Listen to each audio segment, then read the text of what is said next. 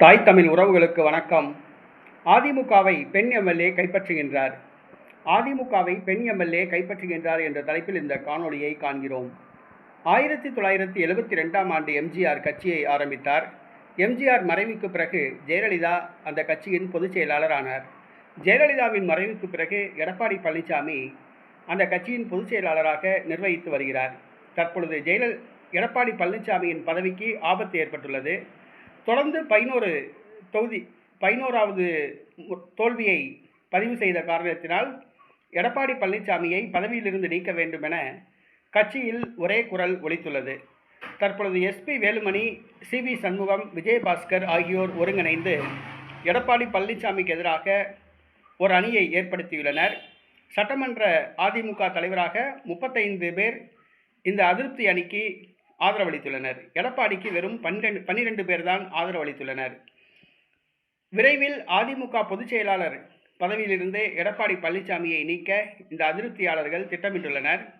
இந்த சூழ்நிலையில் அதிமுக பெண் எம்எல்ஏ ஒருவர் கட்சியை கைப்பற்றுகிறார் என கூறப்படுகிறது.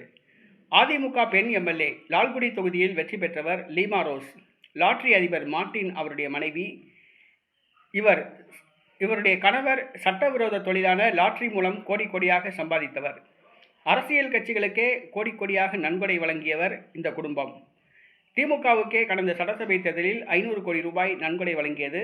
மம்தா பானர்ஜிக்கு 900 கோடி ரூபாய் நன்கொடை வழங்கியது. நடைபெற்று முடிந்த சட்டசபை தேர்தலில் லால்குடி தொகுதியில் ஒரு ஓட்டுக்கு 25,000 ரூபாய் கொடுத்தார் லீமா ரோஸ்.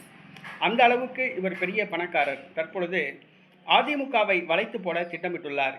அதாவது தன்னுடைய படபலத்தை வைத்து அதிமுகவை வளைத்து போட முயற்சி செய்கிறார். தற்பொழுது எஸ்பி வேலுமணி, விஜயபாஸ்கர், சிவி சண்முகம் இந்த மூவர் அணிக்கு 35 சட்டமன்ற உறுப்பினர்கள் ஆதரவளித்தது காரணமே லீமா ரோஸ் என்று கூறப்படுகிறது. லீமா ரோஸ் இந்த சட்டமன்ற உறுப்பினர்களை கவனித்துள்ளதாக கூறப்படுகிறது.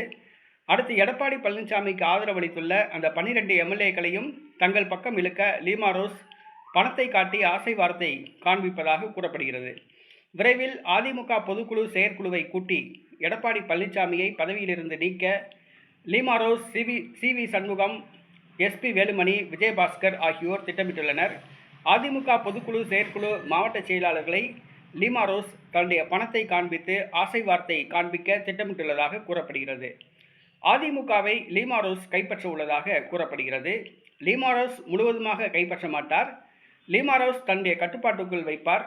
சிவி சண்முகம், விஜயபாஸ்கர், எஸ்பி வேலுமணி இந்த 3 பேரில் யாராவது ஒருவர் கட்சியின் பொதுச் செயலாளராக தேர்ந்தெடுக்கப்படலாம்.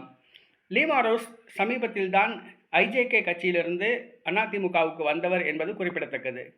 அவரை அன்புடன் வரவேற்று அவருக்கு எம்எல்ஏ சீட்டு வழங்கி கௌரவித்தவர் எடப்பாடி பழனிசாமி. வளர்த்தகடா மார்பில் பாய்வது போன்று லீமா ரோஸ் தற்பொழுது எடப்பாடி பழனிசாமி முதுகில் குத்தியுள்ளார்.